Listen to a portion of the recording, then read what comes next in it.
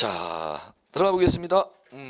자, 이제 우리 소유권 이전 등기에 자, 이제 요쪽 수용 진정 명의 회복 원인으로 소유권 이전 등기 하는 것 좀 볼게요. 교재 306페이지. 진정 명의 회복 소유권 이전 등기 이렇게 나오죠. 자, 이제 요거는 무슨 얘기인지 이제 볼게요. 이 지금 다른 등기들은 다 법률에 나오는 건데 요거는 법률에 없습니다. 아예 법률에 존재하지 않고 등기 예규하고 판례에 나오는 등기 방법입니다. 법의 공백을 메꾸기 위한 하위 법령이 등기 예규인데 자 이제 볼게요. 소유권이 지금 앞으로 소유권 보존 등기가 이렇게 등기돼 있다 가정하고 자 그런데 이 소유권이 타인에게로 이렇게 소유권이 일정한 사유로 소유권이 넘어갔습니다. 소유권 이전이 되었고 매매 소유자 을. 자, 한 번 더 넘어가 볼게요. 자, 을의 소유권이 이제 다시 소유권 이전 등기가 자, 매매로 소유권이 병합으로 이제 이렇게 이전 등기가 되었습니다. 자, 이제 이 상태에서 볼게요. 자, 그러면 이 매매 계약이 갑에서 을로 넘어간 소유권 이전 등기 원인 매매, 을에서 병합으로 넘어간 소유권 이전 등기 원인이 매매. 그런데 지금 매매 무효 사유가 생겼다는 겁니다. 무효나 취소 사유가 생기면 전 소유자 갑은 을에게 소유권을 갖다 찾아오려면 을에게 소유권이 있는 게 아니라 이미 제3자에게까지 소유권이 넘어가 있죠. 그러면 소유권을 갖다가 법률적으로 찾아오려면 갑이 이 을의 소유권, 병의 소유권을 갖다 말소 등기라는 걸 해서 이제 말소 등기 다음 주에 이제 배울 텐데 말소 등기를 해서 찾아와야 되는데 말소 등기 하려면 보세요. 몇 번의 말소를 해야 되는지 2번 소유권 말소, 3번 병의 소유권 말소, 몇 번의 소유권 말소, 2번의 소유권 말소 서류를 써야 되는데 변칙적인 실무에서 이용하는 방법이 그럼 법을 직접 적용하지 말고 갑이라는 사람이 소유권을 도로 찾아오기만 하면 되잖아. 그럼 법률적인 방법은 절차가 복잡하니까 간단하게 한 방으로 직접 갑이 소유권을 찾아올 수 있도록 만드는 방법이 어쨌든 도로 가나 뭐로 가나 갑이라는 사람 앞으로 소유권이 돌아오면 되잖아. 이렇게 어쨌든 간에 자 그러면 한 번의 등기 방법으로 찾아오려면 자 이전 등기 방법으로 무슨 등기 방법으로 이전 등기 자 그러면 그 원인을 여기에다 뭐라고 쓰거라 하면 진정 명의 회복이라고 쓰고 그걸 만들어 놓은 게 진정 명의 회복을 원인으로 한 소유권 이전 등기 법률적인 방법으로 갑이 소유권을 찾아올 때는 말소를 해서 도로 찾아오는데 법률적인 방법을 이용하지 않냐고 실무상 변칙적인 등기 방법을 만들어 놓은 게 진정 명의 회복을 원인으로 한 소유권 이전 등기다 이제 이렇게 부르는 겁니다. 자 이제 요거 용어 감만 잡으시면 간단합니다. 몇 개만 잡으시면 되는데 자 이제 여러분들 306페이지 양가로일 등기 신청 1. 판결에 의한 단독 신청할 수도 있고 현재 등기 명의인과 공동으로 신청할 수도 있다. 자 이제 감잡기에 그 형광펜 칠 필요 없어요. 자 이거죠. 갑이 자 병에게 진정 명의 회복을 원인한 소유권 이전 등 계약에 좀 협력 좀 해줘. 병이 협력을 해주면 공동 신청하는 것이고 병이 협력을 해주지 아니하면 병을 상대로 자기가 진정한 소유자라는 소송을 제기해서 승소 판결받으면 갑이 단독으로 신청할 수 있어. 이제 이렇게 용어 이해하시면 돼요. 자 그다음에 자 이제 그다음에 이제 보시는 게 거기에 동그라미 2번 등기 원인 이렇게 나오죠. 그걸 시험에서 잘 냅니다. 그건 형광펜 지시고 키워드를 잡으셔야 돼요. 등기 원인은 진정 명의 회복이라고 기록하고 등기 원인 일자 기록하지 않는다. 형광펜.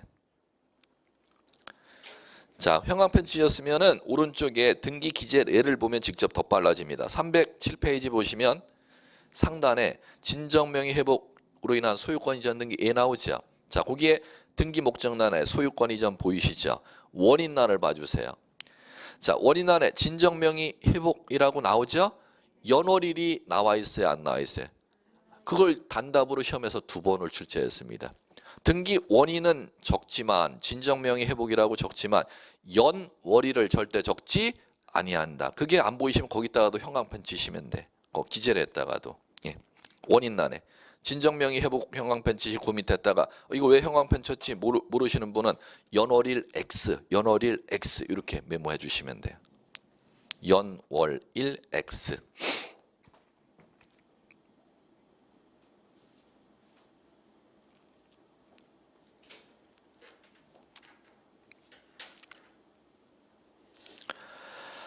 자, 이제 그다음에 이제 307페이지 하단에 5 합의에 관한 등기 보이십니까? 자, 이제 그쪽. 자, 이제 합의에 관한 등기는 자, 뭘부터 하고 하느냐면 그거부터 하기 전에 뒤로 가셔서 어디로 가시느냐? 314페이지. 314. 자, 요거요. 요거. 자, 우리 이제 마무리 하나 남아 있어요. 진정 명의 회복을 원인으로 한 소유권 이전 등기 했으니까 이제 요거 수용 원인으로 한 소유권 이전 등기 하면 소유권 이전 등기가 다 마무리됩니다. 자, 이제 314페이지 보시면 수용 원인으로 한 소유권 이전 등기죠. 자, 이제 그거는 자, 의 먼저 볼게요. 토지 수용이란 특정한 공익 사업을 위하여 법률이 정하는 바에 의하여 소유권을 강제적으로 취득하는 것. 기업자가 재결 후, 재결이라는 건 수용위원회의 강제 수용 결정을 재결이라고 부릅니다. 자, 그러면 공법에서 수용은 협의 수용 원칙이죠. 협의가 안 되면 관할 토지 수용위원회가 강제 수용 결정을 내리는 걸 재결 이렇게 이제 읽어 나가시면 됩니다. 재결 후 수용 시기까지 보상금 지급 또는 공탁함으로써 그 권리를 원시 취득한다. 자, 법률 용어는 원시 취득 키워드 필요합니다. 원시 취득. 그 키워드가 왜 필요한지는 이제 조금 이따 설명드리기로 하고 시험에서. 자, 양가로 2번 토지 수용으로 인한 소유권 이전 등기 신청. 거기서 형광펜이 필요해요. 1. 토지 수용으로 인한 소유권 이전 등기 신청은 기업자인 등기 권리자만으로 형광펜. 등기 권리자만으로. 자, 그러면 그게 왜 중요한지를 말씀드릴게요. 고개 들어보자. 등기법 잘게 안 나는 게 아니라 이 전체를 소유권 이전 등기 전체를 갖다 옛날에는 이제 단행적으로 옛날 출제 트렌드는 매매 소유권 이전 등기 설명 맞는 거 틀리는 거 상속 소유권 이전 등기 맞는 거 틀리는 거 이런 식으로 출제했는데 요새 트렌드는 그렇게 한 번도 난 적이 없어. 소유권 이전 등기 설명이다. 다음 틀린 것은 그러면 소유권 이전 등기 개별 지문을 이거를 전부 공부해야 한 문제를 맞출 수 있도록 이렇게 시험 출제한다는 거예요. 예전보다 출제 이쪽은 난이도가 많이 높아졌다는 거죠. 그전에는 단답으로 다음 상속에 따른 소유권 이전 등기 설명이다. 틀린 것은 하면 하나만 배우면 맞출 수 있긴 하는데 요새는 소유권 이전 등기 설명한 겁니다. 틀린 건 해놓고 이거로 내고 지문을 이거로 내고 이런 식으로 출제를 한다는 겁니다. 출제 이제 트렌드가. 자, 그럼 보시면은 소유권 이전 등기에 있어서 이제 보시면 등기 개시 측면에서 이제 출제 트렌드를 이제 아셔야 돼요. 등기 절차 총론에서 등기는 신청한다면 권리자와 의무자가 신청하는 걸 공동신청 이렇게 부르지 않습니까? 자, 그러면 소유권 이전 등기 권리자 의무자가 있다는 공동신청인데 공동으로 신청 안 하고 단독 신청이 적용되는 사유가 무엇인지를 찾는 트렌드 문제를 갖다가 이제 여러분들 꼭 아셔야 돼. 이건 뭐 항상 물으니까. 자, 그럼 보세요.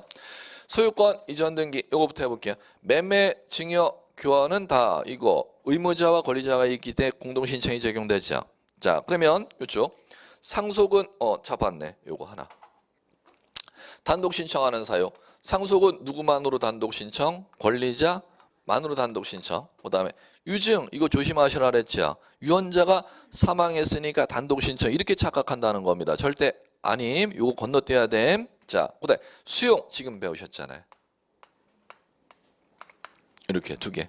그러면 소유권 이전 등기 시험에서 나는 사유 중 단독 신청 적용되는 거 큰 트렌드로 이제 시험 문제 준비할 때는 이 두 가지를 잡으셔야 돼요. 상속 원인으로 한 소유권 이전 등기와 수용 원인으로 한 소유권 이전 등기. 진정 명의 회복은 공동 신청 적용됩니다. 그러면 두 가지밖에 없다는 거죠. 요거하고 요거 여러분들이 꼭 잡으셔야 돼. 시험에서. 자, 됐습니다.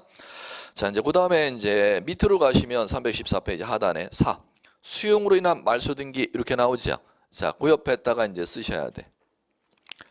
자, 필기구 준비하시고 원시 취득이니까 이렇게 쓰셔야 돼요. 원시 취득이니까. 잘 냅니다. 이것도. 단일 주제로. 자, 이제 고개 들어보세요. 이게 무슨 얘기냐?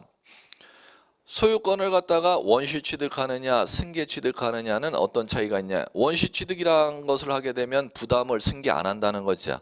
그러면 승계 취득은 이을승자 이을계자니까 부담을 갖다가 소유권을 가져오는 사람이 부담도 같이 가져온다는 걸 승계 취득이라고 하는 겁니다. 그러면 수용이 의해서 이제 봤을 때 원시 취득이라고 돼 있죠.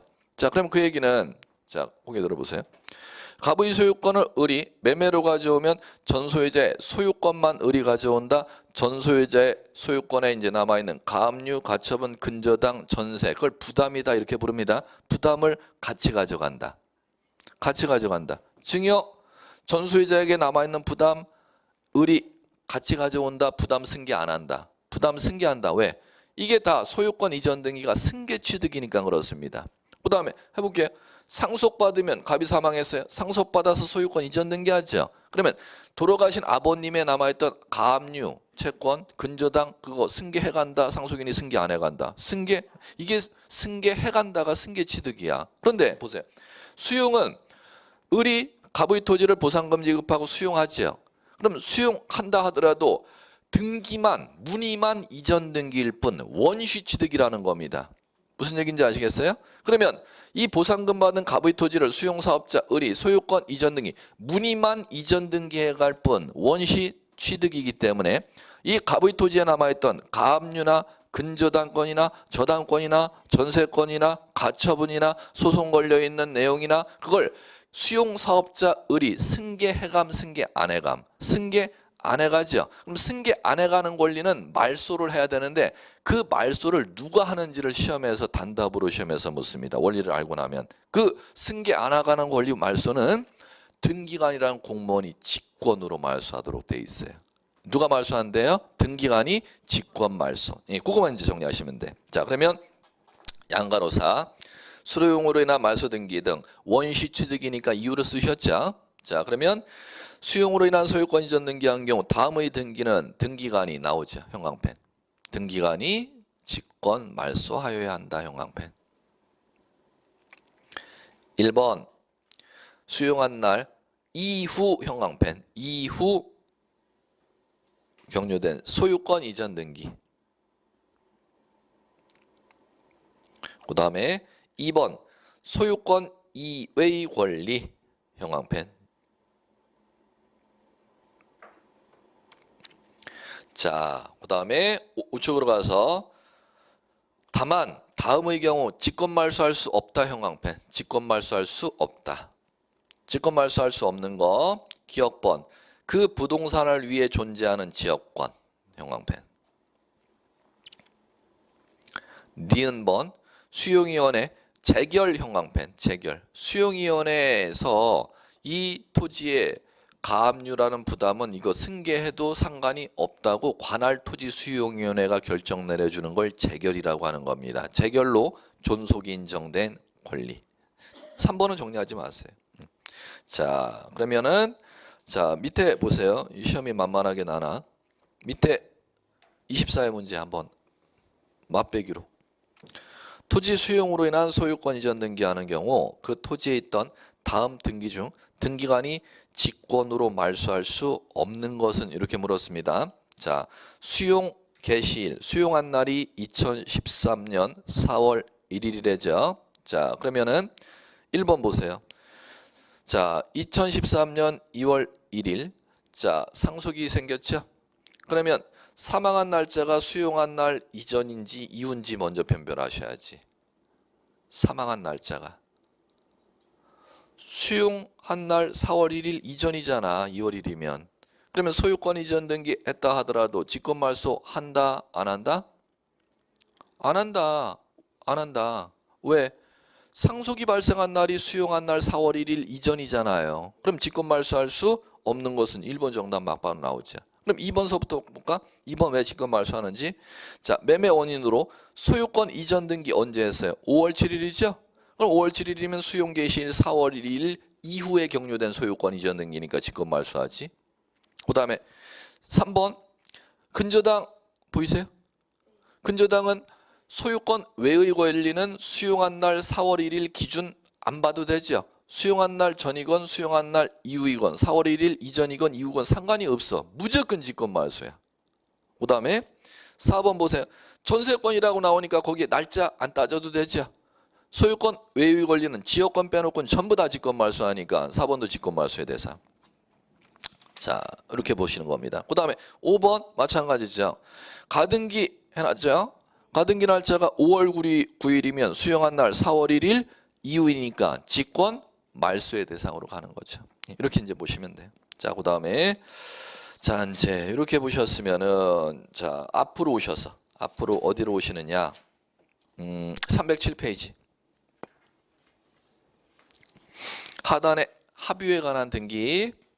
자, 이제 이렇게 나와 있습니다. 자, 이제 요거는 그 공간 넓으니까 정리만 하시면 되는데 딱 정리할 거 하나밖에 없어요.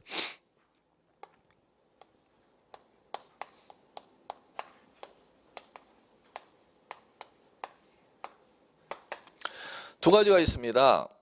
공동 소유 줄임말을 이제 민법에서 공유, 합유 이제 두 가지 관계가 있는데 공유, 합유의 이제 법률 용어에 이제 정리할 것은 뭐냐면 공유와 합유의 공통점은 지분이 있어, 지분이 있어.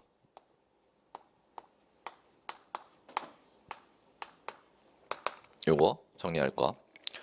자, 그럼 민법상 공동소유 관계 중 지분이 있어가 무엇과 무엇이 지분이 있어 이거를 먼저 꼭 아셔야 된다는 겁니다. 무엇과 무엇이 지분이 있어 공유도 지분이 있고 합유도 지분이 있어. 그러면 시험에서 뭐를 내느냐?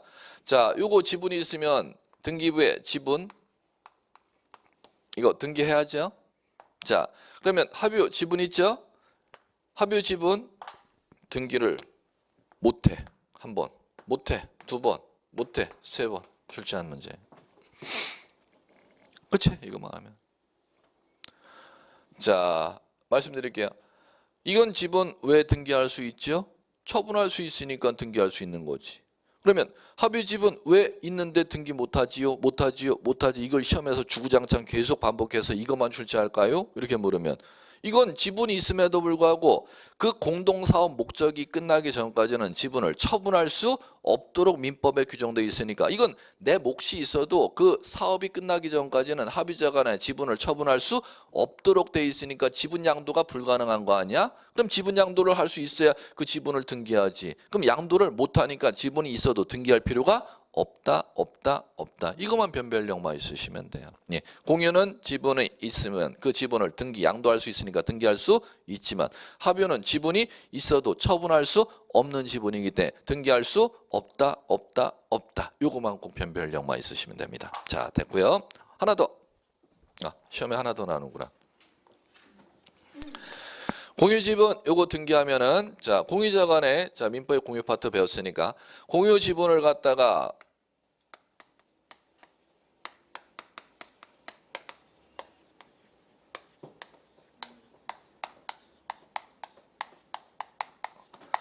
공유물 불분할 금지 특약. 우리 공유 지분 이거 등기하는데 일정한 기간까지는 이 공유 지분을 갖다 우리 같이 타인에게 넘기지 맙시다. 약정하는 거 가능하죠? 그 약정을 뭐라 부른다? 공유물 불분할 금지 특약. 몇 년 이내에 약정 가능한지 요까지 정리. 5년. 자, 시험에서는 이제 요 정도 수준을 갖다가 여러분들이 정리하시면 될 겁니다. 자, 이제 됐고요. 자, 이제 그 다음에 보시는 게 309페이지 볼까요? 309페이지 환매권에 관한 등기. 환매권에 관한 등기는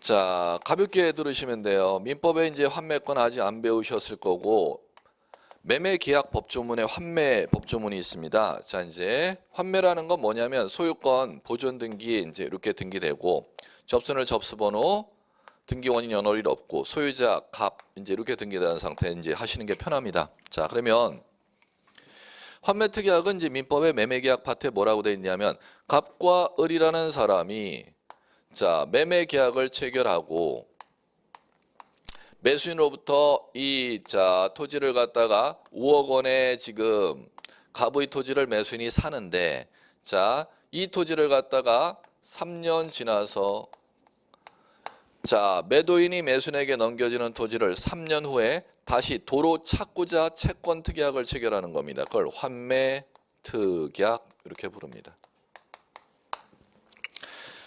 그러면 환매 특약은 민법상 반드시 언제 약정하도록 된 매매계약과 동시에 약정. 뭐와 동시에? 매매계약과 동시에. 이제 갔죠? 민법 법조문에 갑이 을에게 매매계약 5억으로 매매계약했는데 자, 일주일 지나서 5억으로 파는 거 아까워. 나중에 내가 돈 마련되면은 지금 돈이 없어서 당장 이거 땅을 팔아서 지금 자금을 마련하는데 나중에 내가 5억 마련해 갖고 너한테 가면은 땅 도로 너 나한테 다시 줄래? 그러니까 응 알았어. 그렇게 된다는 겁니다. 그러면 도로 찾기로 하는 약정이 매매계약 체결하고 약정하면 환매특약이 돼버리는 거죠. 일주일 후에 그 약정을 을이 받아줬을 때는 그걸 재매매라고 부르는 겁니다. 그러면 재매매와 환매 차이점은 시점의 차이점이라는 거죠. 매매계약 체결 시 도로 찾기로 갑이 약정을 받았으면 환매라고 부르는 것이고 매매계약 체결한 그 날짜 이후 그 다음 날 이후 날짜서부터 도로 찾기로 약정을 체결했으면 그걸 뭐라 부른다? 재매매. 재매매와 환매 차이점은 어떤 차이점인지 민법상 구분. 시점의 차이다. 매매계약 체결과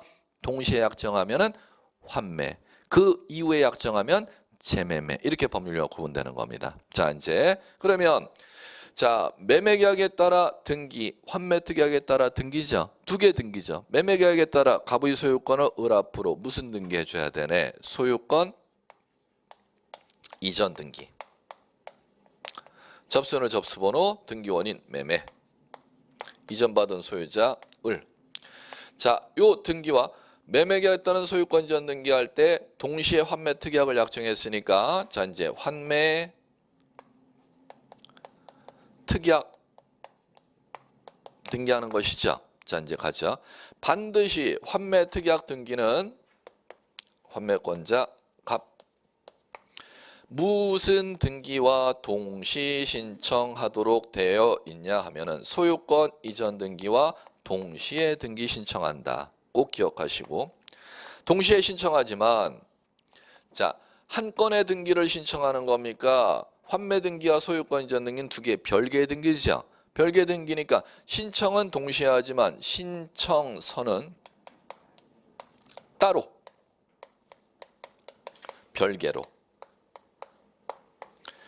두 개 등기 같이 신청하되 신청서를 하나를 써서 내거라 두 개의 신청서를 써서 내거라 두 개의 신청서를 같이 써서 내도록 되어 있다는 겁니다. 이거 용어 변별하는 게 첫 번째 시험 문제입니다. 자, 두 번째는 요 등기하게 된다면은 소유권 이전 등기 자 2번 이렇게 등기하죠. 자, 그러고 환매특약 등기는 요 등기와 동시에 들어왔으니까 3번이 아니라 서류 같이 들어왔으니까 2번하고 같은 순위로 등기해 줘야 될 거 아니에요. 같은 순위로 등기하려면 이렇게 해줘야지. 이렇게 해줘야 될 거 아니야? 자, 그러면 2-1로 3번으로 등기하는 걸 주등기 이렇게 부르고 2-1로 등기하는 걸 우리 뭐라고 불렀다? 이렇게 이제 하면 되지. 이거에서 자주나? 환매특약 등기는 반드시 소유권 이전 등기 무슨 등기로? 부기 등기로. 자, 마무리 끝내볼게요. 환매특약 요거 등기했죠. 자, 이제 여기서 마무리. 자, 민법에 규정되어 있습니다. 다시 민법으로 이제 돌아옵니다. 이게 이제 등기법의 이제 법조문 얘기고 민법 법조문 시작했다 등기법 법조문으로 갔다가 이제 민법 법조문으로 마무리 갑니다. 환매특약은 매매계약 법조문에 환매특약은 등기하여야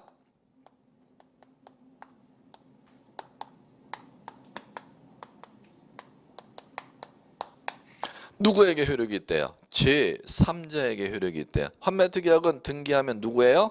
제3자. 그럼 그 얘기는 뭔 얘기야? 을의 소유권을 도로 갑이 찾을 수 있는 권리를 환매권이라고 하죠. 등기를 해야 갑은 을에게 땅 팔아 넘긴 거 도로 소유권 도로 찾을 수 있대요. 등기 없이도 도로 찾을 수 있대요. 뭘 또 등기해? 졸으셨구나. 등기 없어도 도로 찾을 수가 있대요. 등기 없어도 도로 찾을 수 있대요. 그런데 등기 이거 2-1 이거 등기 안 해놔도 도로 찾을 수 있대요. 그죠? 근데 왜 이거 등기하지? 안 해도 도로 찾을 수 있는데? 이걸 안 해놓으면은 을이 땅 팔 수가 있잖아. 병에게. 그럼 병에게 땅이 넘어갔을 때는 갑은 병에게는 도로 찾을 수 있대요, 없대요? 등기해놓으면 병에게 찾을 수 있대. 등기 안 해놓으면 병에겐 찾을 수 없대. 그걸 법률용어로 이거를 민법조문에 만들어놨습니다. 그러니까 이게 마무리지. 예. 환매특약은 등기하면은 을에게 도로 찾을 수 있대요. 등기 없이도 찾을 수가 있지만 등기하면 누구에게? 병에게까지 이걸 도로 찾을 수 있도록 만들어 놨다는 겁니다. 이걸 갖다 이제 이렇게 부르는데.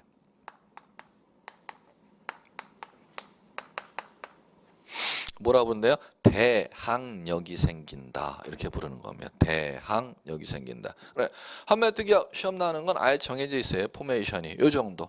자, 환매 특약은 매매 계약과 동시에 두 번째, 신청할 때는 무슨 등기와 동시에 신청? 소유권 이전. 신청 같은 날에 하되 신청서는 별개의 등기니까 따로따로 신청서 작성해야 돼요. 자, 그러면 등기하게 되면은 소유권 이전 등기 번호에 같이 서류가 들어왔으니까 덧붙여서 항상 부기등기로 등기하면 제3자에게 효력 생김. 예, 이 정도예요. 이 정도. 자, 됐습니다. 자, 이제 이렇게 하시면 될 것 같고, 그 다음에 여러분들 보셔야 되는 게, 자, 어디로 넘어가시느냐? 316페이지 신탁 등기. 이건 지금 하시면 안 돼요. 신탁 등기는 다음 과정에 하셔야 돼. 중요한데 지금서 접근할 얘기는 아니고. 자, 그 다음에 넘겨보시면 어디로 넘겨보시느냐? 324페이지. 자, 이제 이쪽 구조 잡기. 324페이지 보시면 이용권에 관한 등기, 이용권에 관한 등기 가로에 놓고 용익권 이렇게 쓰십시오. 용익권. 자, 용익권에 관한 등기를 이제 해보겠습니다. 자, 용익권에 관한 등기라 하면, 자, 등기부 갑구의 소유권자가 갑이고, 이 소유권자가, 자, 이게 토지일 경우 자신의 토지를 갖다 을이라는 사람에게 용익. 자, 용익은 사용 수익이면 사수 빼고 용익.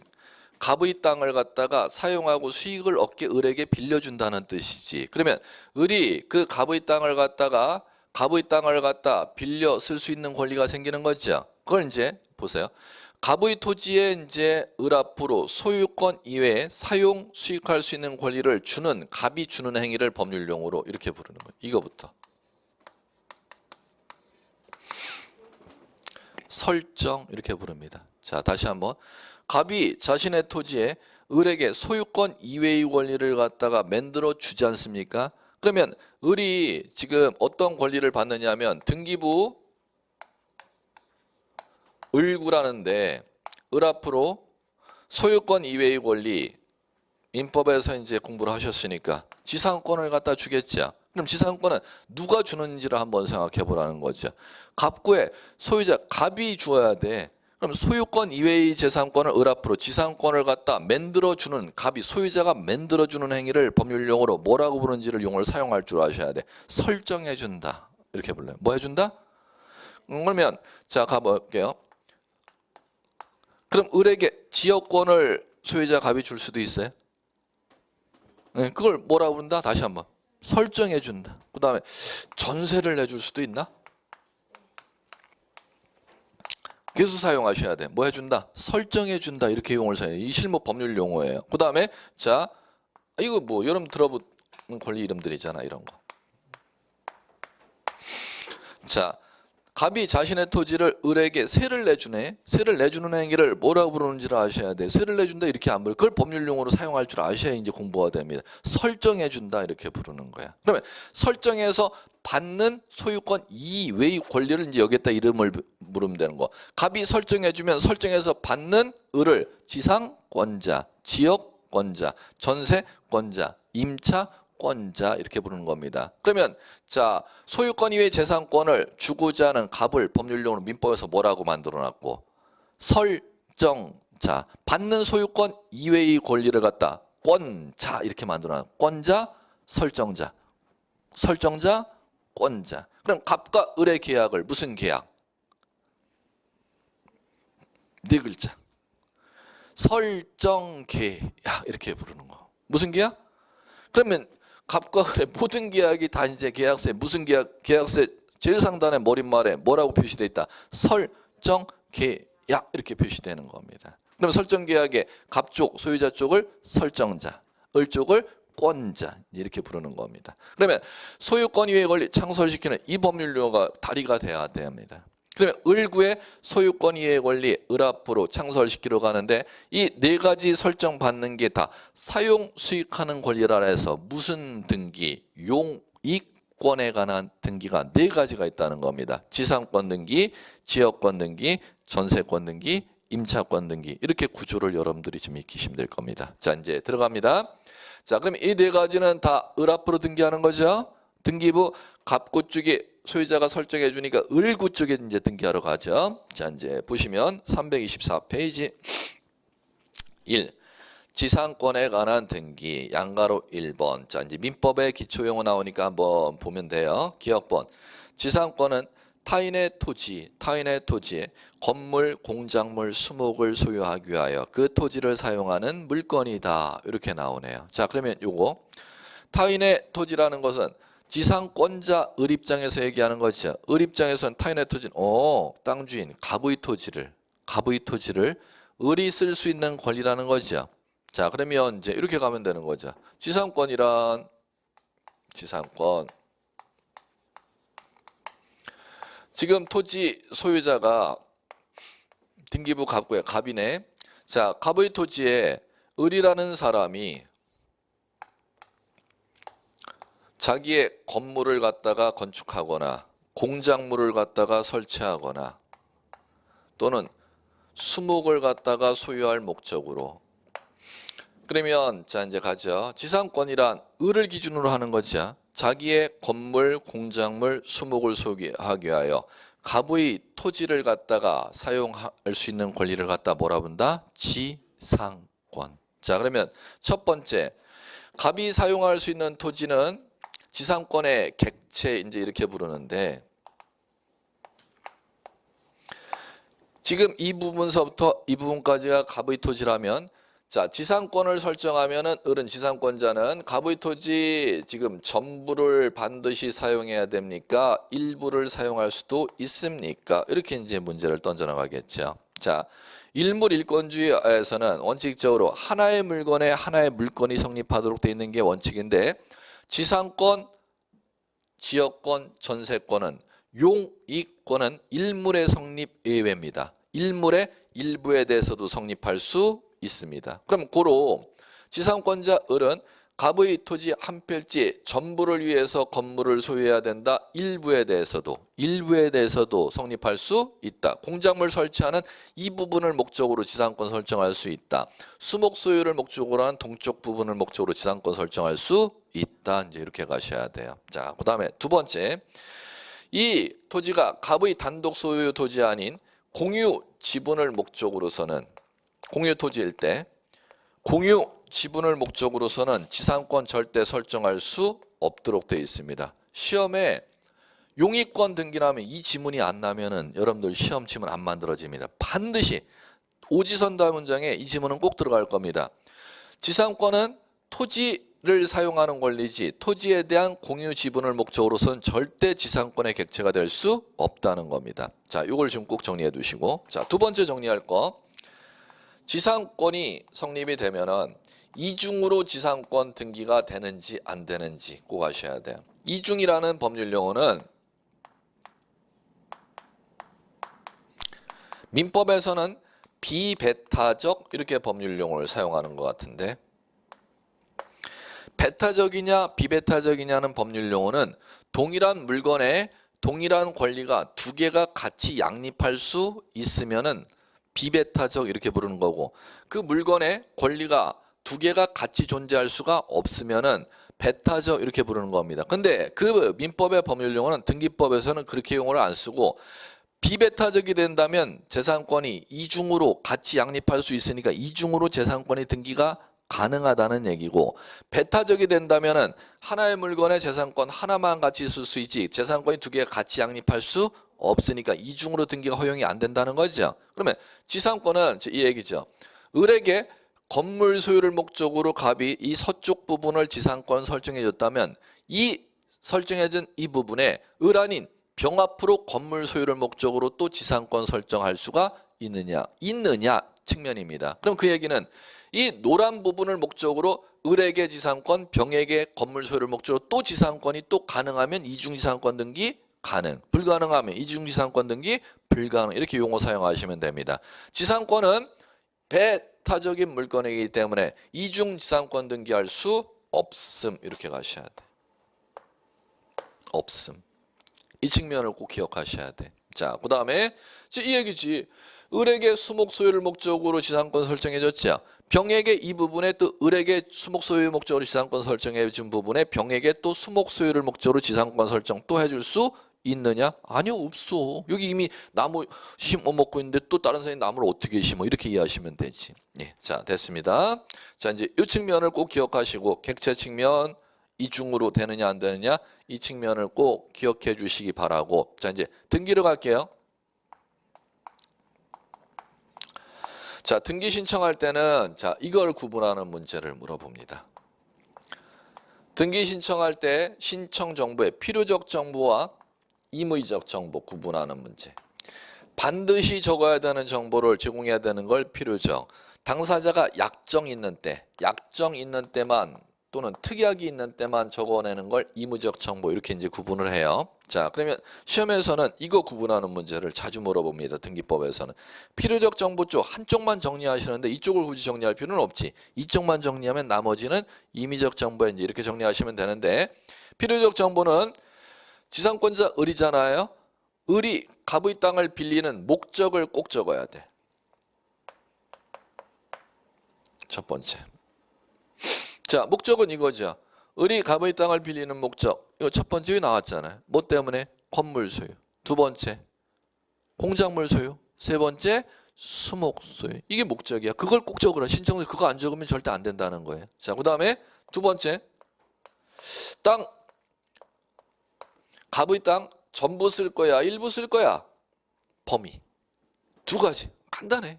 어려운 것도 아니에요. 두 가지. 전부 쓸 거야. 갑의 땅 전부 쓸 건지 서쪽에 40제곱미터만 쓸 건지 그걸 갖다 꼭 신청서에 적으라는 겁니다. 그걸 법률용어로 범위 이렇게 부릅니다. 예, 자, 가죠. 범위일 때는 자, 가죠. 여기에도 나와 있네. 전부가 될 수가 있고 일부가 범위가 될 수가 있죠. 그럼 시험에서 이제 하나 더.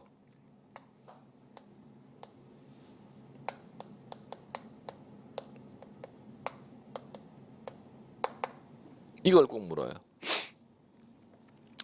범위가 일부일 때는 등기 신청할 때 등기소에 무엇을 제공해야 된다? 도면 정보를 제공해야 돼요. 그러면 한 필지 전부를, 갑의 땅을 전부를 갖다가 빌린다고 범위를 표시했을 때는 도면 정보 제공이 필요가 없다는 거죠. 이 정도에 정리할 거 몇 개 없어요. 이 정도네요. 자, 됐습니다. 자, 이제 여기와 구별되는 게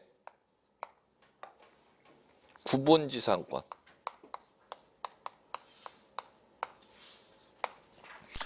구분지상권은 일반지상권하고 차이만 이제 여러분들이 변별할 줄 아시면 되는데, 일반지상권하고 이제 차이점은 어떤 차이점이 있냐? 첫 번째, 지상권은 건물 소유, 공작물 소유, 수목 소유를 위해서 인정됐지 않습니까? 그런데 구분지상권은 수목 소유를 목적으로서는 구분지상권 성립이 절대 불가능해.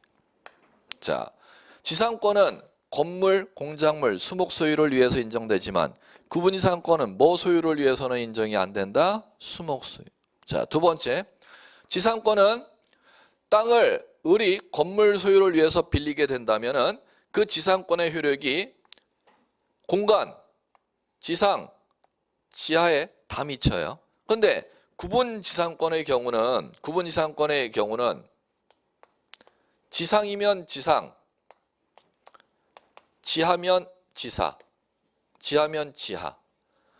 구분된 공간에만 지상권의 효력이 미치는 거지 전부에 미치지를 아니한다는 겁니다. 이거 그럼 간단하네. 이것밖에 없어요. 두 개밖에. 그럼 시험 지문에선 이거나 이거 내겠지 뭐. 그 다음에 하나 더 가요. 심화까지 갈까? 구분지상권에 있어서는 일반 지상권에서는 일부를 빌리고자 할 때 도면정보 제공 필요했죠. 구분지상권은 도면정보 일부를 땅속에 10m에서 20m까지 일부를 빌린다 하더라도 절대 도면 정보 제공이 필요가 없습니다.